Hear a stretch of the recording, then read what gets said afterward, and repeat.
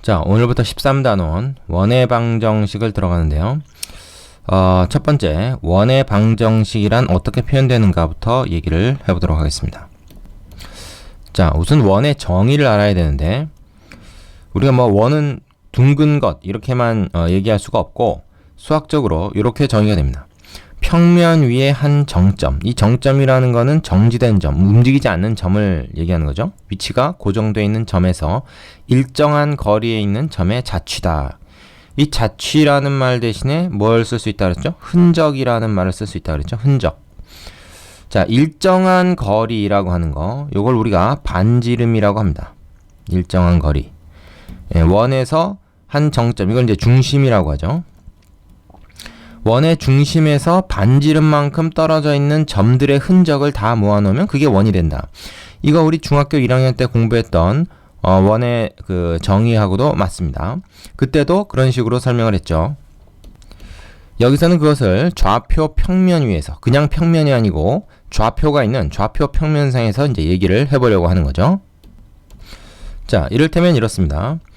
좌표 평면상에 어떤 한 점 C가 있어요. 여기서 이제 그 C를 우리가 중심으로 합니다. 좌표는 A, B고요. 거기서 반지름 R만큼 떨어져 있는 일정한 거리 R이라는 거리만큼 떨어져 있는 점들, 그 점을 우리가 P라고 합시다. 이 P는 동점이에요. 자, 이 중심은 정해져 있고, 즉 움직이지 않고 고정되어 있고, P는 이 R을 어디로 뻗치냐에 따라서 이 거리를 얼마나 어느 방향으로 이렇게 거리를 재느냐에 따라서 P점은 여러 군데 찍힐 수가 있죠. 동점이란 말이죠. 움직이는 점입니다. 자, C는 정점이고 P는 동점이다. 이 P의 흔적들을 다 모으면, 즉 그걸 P의 자취라고 하죠. 그 P의 자취가 바로 원이 된다 하는 겁니다. 그럼 이 P라는 점에 X, Y를 어떤 관계를 만족하도록 해야 이걸 원을 표현하게 되는가? 그거는 정의에 따라서 그대로 써주면 됩니다. 무슨 얘기냐면 C점에서부터 R만큼 떨어져 있는 점이 P니까 PC, 이 CP의 길이가 R이 된다. 이렇게 식을 세우면 되겠죠? 자, 그럼 CP의 길이라고 하는 거는 뭐예요? 이건 R인데 걔는 두 점 사이의 거리 공식에 의해서 X-A의 제곱, 그 다음에 Y-B의 제곱, 그리고 그 합의 루트, 얘가 되겠죠? 그럼 양변을 제곱을 하면 어떻게 됩니까? 양변 제곱하면 루트 없어지고 x-a의 제곱 플러스 y-b의 제곱은 r의 제곱이다. 이렇게 표현이 되거든요. 이것이 바로 우리가 좌표 평면상에서 원을 나타내는 식이 됩니다. 일명 원의 방정식이 바로 이걸 얘기하는 거죠. 특히 이걸 원의 방정식의 표준형이다. 이렇게 얘기해요. 표준형. 중심이 A, B고 반지름이 R인 원의 방정식은 표준형으로 나타냈을 때 이렇게 된다. 이렇게 말할 수가 있는 거죠. 자, 교재 정리된 내용 보겠습니다. 원의 방정식의 표준형은 어떤 것이다? 중심이 A, B고 반지름의 길이가 R인 원의 방정식은 이렇게 표현된다. 특히 이 중에서 A하고 B가 만약에 원점이면 어떻게 됩니까? 0이면. 즉, 이 원의 중심이 이 원점에 가 있으면은 그때는 이렇게만 표현이 되겠죠. 이렇게도 얘기할 수 있습니다. 중심이 원점이고 반지름의 길이가 R인 원의 방정식이 이건데 얘를 평행 이동을 한 거죠. 전체적으로 X축으로 A만큼 Y축으로 B만큼. 원의 중심뿐만 아니라 원주상에 있는 모든 점들을 똑같이 평행 이동하면 얘가 된다. 이렇게 얘기할 수도 있는 거죠. 평행 이동. 자, 그러면 우리가 1, 2차 함수의 그 표현형에서 기본형을 평행 이동해서 표준형이 되었죠. 그래서 우리가 얘를 표준형이라고 부른다면 당연히 얘는 기본형이 되는 거죠. 함수와 마찬가지입니다. 그래서 얘를 원의 방정식의 기본형이라고 하고요. 그거를 평행 이동한 얘를 표준형이라고 한다. 이렇게 정리해 두시면 함수에서 공부했던 내용과 일치하는 거죠. 그러니까 마찬가지인 겁니다. 자, 셈 보충을 보겠습니다. 중심이 좌표축 위에 있는 원의 방정식이다. 원의 중심이 좌표축 위에 있을 때 어떻게 되는가? 지금 보면은 우리가 표준형에서, 그죠? 표준형 x-a의 제곱, 원의 방정식의 표준형이죠? 자, 이 상태에서 A, B가 지금 중심이잖아요. 근데 좌표축 위의 점은 A나 B 중에 하나가 0인 겁니다. 예를 들어서 X축 위의 점은 Y좌표가 0이죠. Y축 위의 점은 X좌표가 0이죠. 따라서 이 점의 좌표를 그냥 여기다 대입을 하게 되면 A, 예를 들어서 뭐 B가 0이다 그러면 이게 0이 돼서 Y 빼기 B제곱이 아니라 그냥 Y제곱이 되는 거죠. 그때는. 그 다음에 Y축 위의 점 마찬가지로 0, B다 그러면 여기 A가 0이 들어가니까 그냥 X제곱이 되는 거예요. 그 얘기입니다. 별것도 아니죠. 그러니까 중심이 좌표축 위에 있다고 해서 특별할 게 없고 이 규칙을 그대로 적용시켜 주면 됩니다. 단지 이제 괄호가 나오질 않겠죠. 중심이 X축이나 Y축 위에 있을 때는 괄호가 나오지 않는다. 되시죠? 쉬운 내용입니다. 그 다음 자, 셈 특강에 보면요. 두 점을 지름의 양 끝점으로 하는 원의 방정식이다 라는 게 나옵니다. 이거는 뭡니까? 두 점을 지름으로 하는 원이라고 하는 거는 두 점의 중점. 그러니까 여기서 지금 m이라고 했는데 이 m은 뭐겠어요? x1 플러스 x2 나누기 2. 그렇죠? x 값의 그러니까 x좌표의 평균. 그다음에 y1 플러스 y2. 요거의 평균. 요게 바로 m. 다시 말해서 p, q의 좌표가 되겠죠. 여기 됩니다. 이거 또 m입니다. 그죠? 그래서 x좌표가 이거, y좌표가 얘가 돼요. 자, 그러면 문제에서 중심을 알려준 게 아니라 지름의 양 끝점을 알려주면 우린 어떻게 할 것인가? 이런 식으로 중점을 찾아가지고 걔를 원의 중심으로 하면서 반지름은 뭐가 되냐면 요 두 점 사이의 거리. 요걸 반지름으로 해도 되고요. 아니면 그냥 A, B 사이의 거리를 구해가지고 그걸 2로 나눈 것을 반지름으로 해도 된다.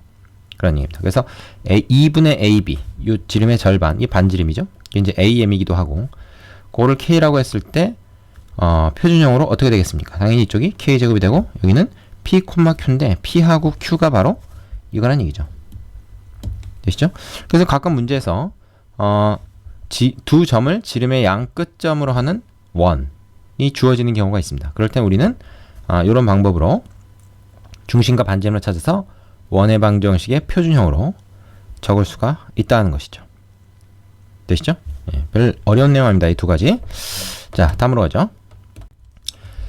자, 두 번째. 좌표축에 접하는 원의 방정식이라는 내용입니다. 무슨 말이냐? 이 원이 있는데 이 원이 X축이나 Y축에 이렇게 살짝 접하는 거예요. 그러니까 이 원의 이 접선 중에 그 X축이나 Y축이 있는 경우다. 이렇게 얘기해도 되겠죠. 이때는 어떤 상황이 좀 벌어질 수 있냐면 그려보면 압니다. 예를 들어서 중심이 2,3이고 지금 X축에 이렇게 접하려고 그러면은 중심에서부터 요 X축까지의 거리, 그게 바로 반지름이죠. 그러니까 이 Y좌표가 바로 반지름이 됩니다. 그죠? Y좌표가 반지름일 때 X축에 접한다. 근데 사실은 꼭 Y좌표랑 똑같을 필요도 없고, 예를 들어서 원이 이제 요 밑에 이렇게 있는 경우 어떻게 했겠습니까? 접하는 게 이렇게 되고, 요게 길이가 만약에 뭐 예를 들어서 2다. 그러면 중심의 Y좌표가 뭐겠습니까? X좌표는 뭔가 있을 거고, Y좌표가 마이너스 2가 되겠죠. 그러니까 이 반지름하고 Y좌표가 같은 건 아니지만 절대값이 같다. 이렇게 얘기할 수가 있겠어요. 그래서 이렇게 결론을 내릴 수 있습니다. X축에 접하는 원은 그 원의 중심의 Y좌표가 절대값이 바로 반지름이 된다. 자, 잘 못 들은 사람은 다시 한번 되새겨보세요. 그럼 Y축에 접할 때는 어떻게 됩니까? 이 X와 입장만 달라진 거죠. 그래서 중심의 X좌표가 바로 반지름, 혹은 중심의 X좌표의 절대값이 반지름이 될 수 있습니다. 그죠? 그럼 이 두 가지가 합쳐지면 어떻게 될까요? X축에도 접하고 Y축에도 접하는 원이 있다면 어떨까요, 여러분? 이거는 당연히 두 가지 다 적용을 하면 되죠. 원이 이제 이런 식으로 X축, Y축에 동시에 이렇게 접하는 거예요. 그럼 어떻게 되겠습니까? 요게 다 반지름이죠. 이게 반지름 우리가 R이라고 한다 그러면 이 경우에는 X-R의 제곱, Y-R의 제곱은 R의 제곱. 요런 형태로 될 겁니다. 그죠? R이 세 번 나오겠죠? R, R이 이제 중심이니까. 그리고 반지름도 R이니까. X축, Y축에 동시에 접한다. 물론, 이거는 꼭 일사분면에서 접하지 않고 이렇게, 뭐 이렇게 2, 4분면에서 접하는 상황도 있겠죠. 이때는 어떻게 되겠습니까? 이때는 여기가 플러스가 되겠죠. 마이너스 r, r이 중심이 될 테니까. 그러니까 이제 부호는 좀 달라질 수 있어도 절대값은 계속 r. 그거를 맞으면 중심의 좌표와 반지름으로 그대로 가져오게 됩니다. x축, y축에 동시에 접하는 원, y축에만 접하는 원, x축에 접하는 원. 각각의 특징이 식으로 나타날 때 바로 반지름 r 혹은 r의 절대값이 여기 이제 들어가게 된다는 건데 정리해 보겠습니다. 자, 중심의 좌표가 a, b고 x축에 접하는 원의 방정식은 이렇게 표시되는데 여기서 이제 좌표를 이렇게 얘기를 해줬으니까 뭐 r을 쓰지 않았죠. 근데 바로 뭐가 됩니까? b 혹은 b의 절대값이 r이 되기 때문에 이쪽은 b제곱이 된다. 얘랑 얘가 이제 맞으면 같은 경우가 되는 거고요. 이때는 뭐 b가 플러스든 마이너스든 똑같습니다. 이쪽은 어차피 양수되고, 그죠? 음수여도 괜찮은 거죠, b가. 그 다음에 중심의 좌표가 a, b고 y축에 접하는 것은 바로 x좌표, 그러니까 중심의 x좌표의 제곱이 바로 반지름이 된다. 반지름의 제곱이 된다. 그래서 이제 반지름 r이 뭐가 된다? 절대값 a가 된다. 이렇게 얘기하면 되고, 여기서 반지름 r이 절대값 b가 된다. 그래서 절대값은 꼭 얘기를 해줘야 돼요. 얘는 뭐 양수, 음수 다 되지만 r은 반드시 양수해야 되니까. 반지름이라는 건 이제 길이를 의미하기 때문에 항상 양수가 돼야 되죠. 되시죠? 그래서 우리는 중요한 게 뭡니까? 이렇게 식이 딱 나온 걸 보면 얘가 지금 x축에 접한다, y축에 접한다라는 걸 찾아낼 수 있어야 된다는 겁니다. 요 숫자 같은 것을 보고 말이죠. 이해됩니까? 요 숫자 같은 것을 보고 접한다. 물론 그려보면 알 수 있죠. 그래서 그려봐야 돼요, 사실은. 되시죠? 자, 그 다음으로 가겠습니다. 자, 원의 방정식의 일반형은 1, 2차 함수 때랑 똑같습니다. 일단 표준형을 먼저 적을게요. 자, 원의 방정식의 표준형이 두 점 사이의 거리 공식으로부터 유도가 되는데 이렇게 됐었죠. 중심이 a, b고 반지름이 r인 원이다. 물론 여기서 이제 r은 양수고 a, b는 뭐 양수음수 다 가능합니다. 실수가 되겠죠. 얘를 전개를 한번 해보세요. 그러면 x제곱 마이너스 2ax 그리고 a제곱, 이쪽은 y제곱 마이너스 2by 플러스 b의 제곱 이퀄 r의 제곱 이렇게 되죠. 그럼 이거를 내림차순 정리해 보겠습니다. x제곱 y제곱 2차항 먼저 적고 그 다음에 마이너스 2ax 마이너스 2by 그 다음에 a제곱 플러스 b제곱 마이너스 r제곱은 0이다. 이렇게 되는 거죠. 되시죠? 자, 그럼 이거를 우리가 x 앞의 계수 얘를 라지 a라고 치환하고 y 앞의 계수 얘를 마이너스까지 해서 b로 치환하고 요 놈을 c라고 우리가 치환해서 쓰면 x제곱 플러스 y제곱 플러스 ax 라지 by 플러스 c 이퀄 0 요런 형태가 돼요. 요것을 우리가 원의 방정식의 일반형이다 이렇게 부릅니다. 자, 표준형이 있으면 그것을 전개한 게 항상 일반형이 된다 그랬죠. 함수에서도 원의 방정식도 마찬가지입니다. 표준형을 지금 전개해가지고 일반형을 만들었죠. 자, 일반형의 모습의 특징을 좀 살펴볼 필요가 있어요. x제곱 y제곱 둘 다 2차고 계수가 1이죠. 사실 뭐 계수가 1이 아니더라도 둘의 계수가 같으면 됩니다. 둘 다 2 이래도 양변 2로 나눠버리면 되니까 이쪽이 어차피 0이니까 나눠도 되죠. 그래서 2차항의 계수가 같고 그 다음에 x 곱하기 y 항이 없습니다. 그러니까 이렇게 이것도 2차항인데 x와 y가 곱해져 있는 건 없고 그 다음에 x의 1차항이 있고 y의 1차항이 있고 상수항이 있고 이거 나머지는 다 있어도 그만 없어도 그만이에요.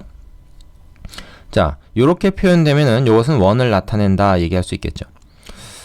자, 정리된 거 한번 보겠습니다. 자, 원의 방정식 요거 일반형이죠. 일반형에서 중심의 좌표는 이렇고 반지름의 길이는 이렇다라고 정리가 되어 있는데 이거는 여기서부터 우리가 변형을 하면 쉽게 찾아낼 수가 있어요. 이걸 어떻게 변형할까요? 이거 살짝 밑으로 좀 내리고 위에다 써보겠습니다. 지금 얘를 갖다가 다시 이 형태로 바꾸자는 얘기죠. 그러면 어떻게 되겠습니까? 이 형태로 먼저 이제 문제에서 주어졌을 때 얘는 우리는 얘를 말이죠.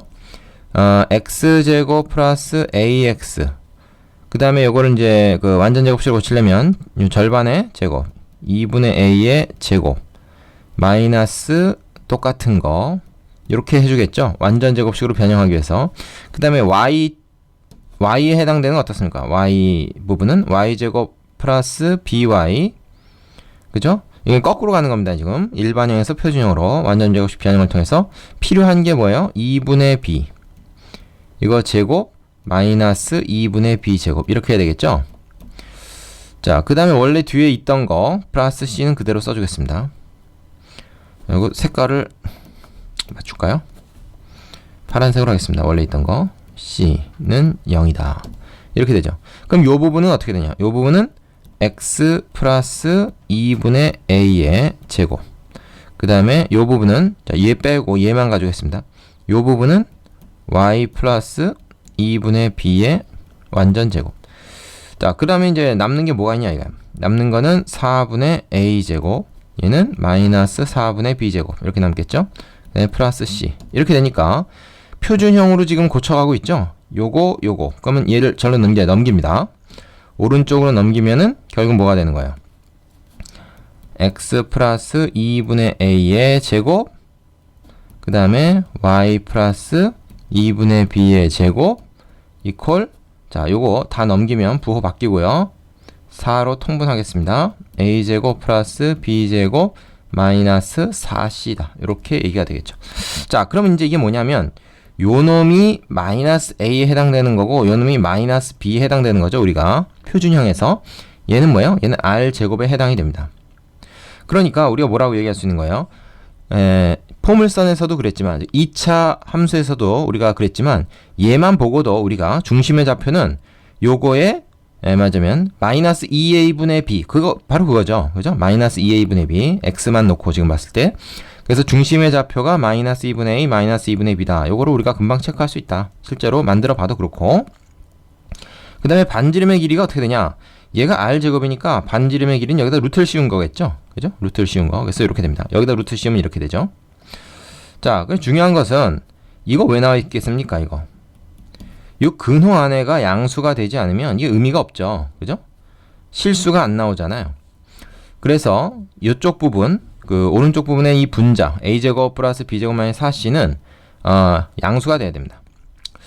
자, 그러니까 아까 내가 원의 방정식의 일반형이 이렇다라고 했는데 사실은 이렇게 나온다고 해서 다 우리가 실제 원을 나타내지 못하고 요 조건을 만족하는 것만 좌표 평면상에서 원으로 표현이 되고 xy에 관한 2차식이면서 xy 항이 없는, 그리고 x제곱 y제곱 2차 항의 개수가 둘 다 일치한다고 해서 몽땅 다 우리가 원을 그릴 수 있는 것은 아니다. 그래서 얘가 양수인 것을 실원이라고 하고요. 실제로 그릴 수 있는 원. 얘가 음수가 되면은 허원이라고 합니다. 우리가 0이 되면 그거는 반지름이 0이 되는 거니까 그걸 우리가 점원이라고 그래요. 점원. 원이라고 보긴 좀 그렇죠. 그런 거는. 자, 그래서 일반형으로 문제에서 원의 방정식이 주어지면 우리는 그거를 표준형으로 고치는 것을 할 수 있어야겠다. 이거는 마치 2차 함수, 포물선식을 일반형을 표준형으로 고치는 것과 비슷하고, 유리함수, 이제 2학기에 나오죠. 유리함수식도 마찬가지고 다 비슷합니다. 그래서 일반형은 표준형으로 고쳐야 우리가 그래프를, 그림을 그릴 수 있기 때문에 그렇습니다. 여기서 이제 완전 제곱식이 쓰인다 하는 것도 공통점이고요. 되시죠? 자, 그래서 이제 일반형으로 원의 방정식이 이제 많이 주어질 텐데 그걸 가지고 우리가 중심의 좌표, 반지름의 길이를 쉽게 구할 수가 있어야 되겠습니다.